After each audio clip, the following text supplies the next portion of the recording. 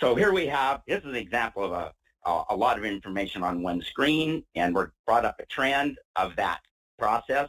We have a problem in the top left where we're looking at that green tag, and that's the steam flow, and it's acting really odd. So we sync it all up to see if any of the other things are a problem, and they're not. So that steam meter is bad. So what we'd like to do is make a soft sensor to help the operator out. So what we're going to do is go down here and bring up 7 days of data. That's a good range. We're going to drag a couple of tags over onto it that we think are important. Drag one tag on, and we drag the steam condensate flow on, which would be an obvious one for predicting the steam flow. We drive those onto that 7-day trend, and then we right-click, and at the bottom we say Part Model, and we do PLS Model. That's going to do a predictor, and it pops up and says, oh, I got an R-squared of about 0.89 up there.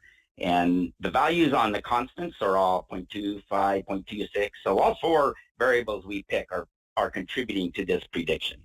So we're going to pull up a trend of those 4 variables plus the predicted one, which is on the very bottom. So that the bottom one, that's kind of a bluish color, that's the new predicted tag. So we're going to get rid of the model, and we're going to drag that new tag back over onto the trend that has the original steam flow on it. And then we're going to get rid of that temporary trend. Now he's the kind of blue one up above. We're going to change it to red just so you can see it a little better. Right-click and make that a red guy. And then we need to change his range to 0 to 150 to match the steam tag. And now that's going to lay right on top of that green tag. So we have both tags on there, the predictor and the steam.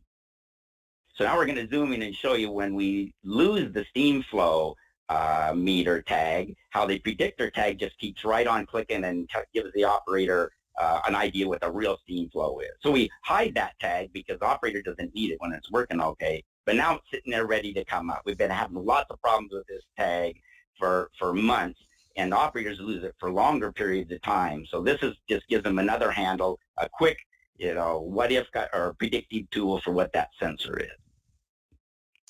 Yeah, so there in about 2 minutes, you identified that, yeah, we're having it's an instrument problem, and it'll take weeks or months to get that instrument replaced or repaired.